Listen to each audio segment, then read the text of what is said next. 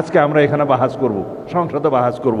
সওয়াল যদি আওয়ামী লীগের হয় তখন আমরা সবাই এক, এই জাতি এক, ঐক্যবদ্ধ। ফেসিবাদের কখনো প্রত্যাবর্তন হতে পারবে না এই দেশে, ফেসিবাদের কখনো উত্থান হবে না এই দেশে। আমরা জুলাইয়ের কৃতিত্বকে যেন কেউ কেড়ে না নিয়ে যাই, আমরা যেন সবাই আরাধনা করি জুলাইয়ের প্রত্যাশাকে বাস্তবায়নের জন্য, আকাঙ্ক্ষাকে বাস্তবায়নের জন্য। কৃতিত্বকে আর চেতনাকে যেন আমরা চিন্তায় না করি, এটার কোনো প্রয়োজন নেই।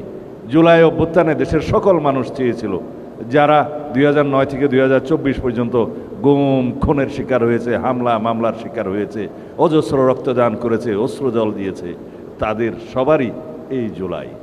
আমাদের যে সমস্ত সন্তানেরা শহীদ হয়েছে, আহত হয়েছে, দু চোখে অন্ধত্ব বরণ করেছে, তাদের সবারই এই জুলাই। আমরা জুলাই নিয়ে যেন কাড়াকাড়ি না করি, আর যদি আমরা তা করি তাহলে 71-এর চেতনা ব্যবসায়ীদের মতো আমাদের পরিণতি হবে।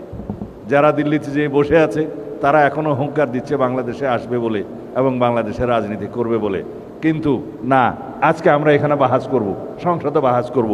সওয়াল যদি আওয়ামী লীগের হয় তখন আমরা সবাই এক, এই জাতি এক, ঐক্যবদ্ধ।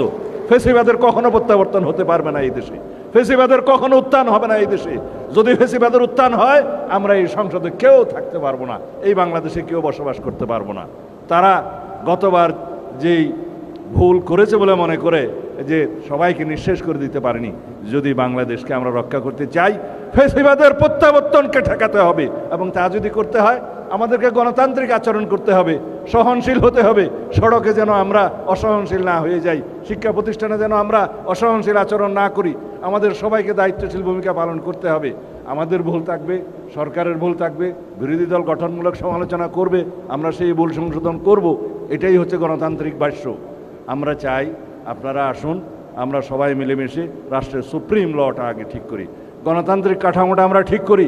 আগামীতে রাষ্ট্রপতি নির্বাচন হবে, সংসদ সদস্যগণ নির্বাচনে ভোট দিবে, কিন্তু সেই সংসদ সদস্য নির্বাচনে ভোট দিবে বর্তমান সংবিধানের ভিত্তিতে, যাতে দলের বাইরে কেউ ভোট দিতে পারবে না।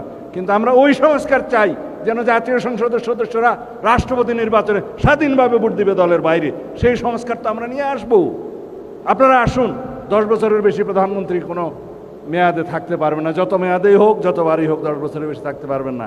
আমাদের নেতা সেই প্রস্তাব দিয়েছেন, আমি নিজে সংস্কার কমিশন দিয়েছি। আমরা সেই সংস্কার আনবো, রাষ্ট্রে গণতান্ত্রিক সংস্কার হবে, সংশোধন হবে, রাষ্ট্র কাঠামোর গণতান্ত্রিক মেরামত হবে, সমস্ত প্রতিষ্ঠানগুলোকে আমরা ঢেলে সাজাবো।